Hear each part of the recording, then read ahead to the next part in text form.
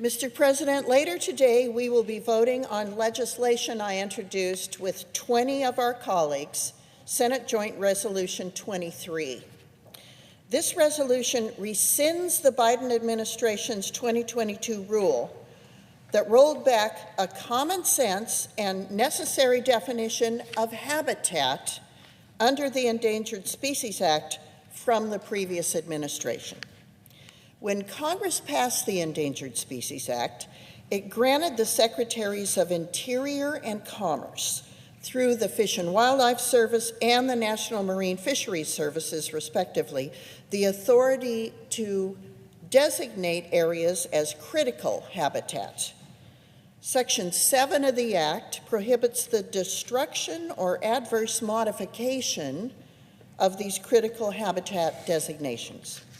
There is no doubt that habitat loss is a contributing factor to species decline. So protecting habitat that is necessary to the survival of species is appropriate. The problem that has arisen, however, is that these designations have on occasion been weaponized to the detriment of landowners, the American public, and the very species we are trying to protect.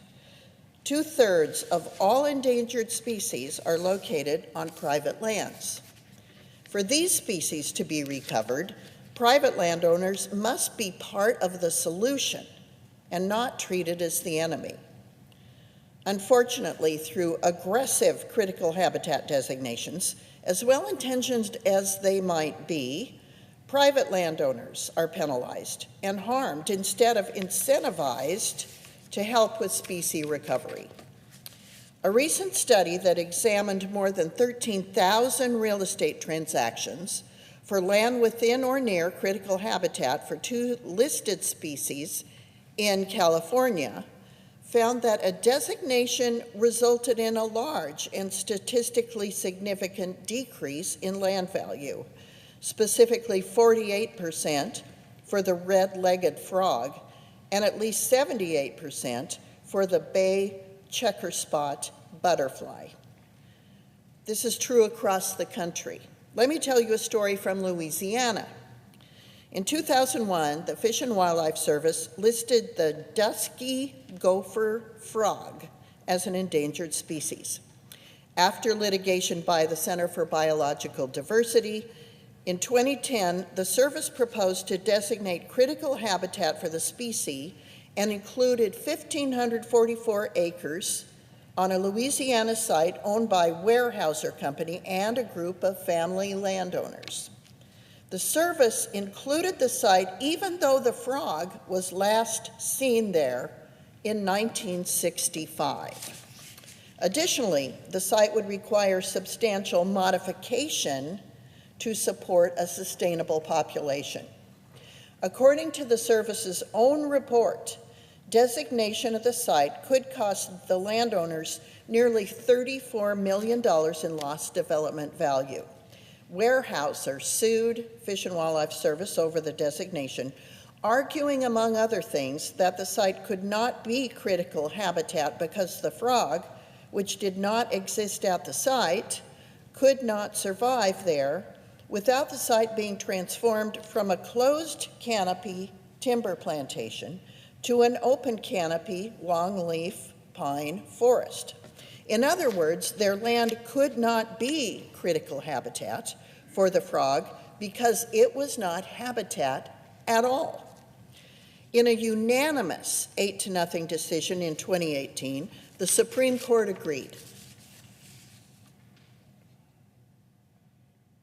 It said the ESA does not authorize the Secretary to designate an area as critical habitat unless it is also habitat for the species.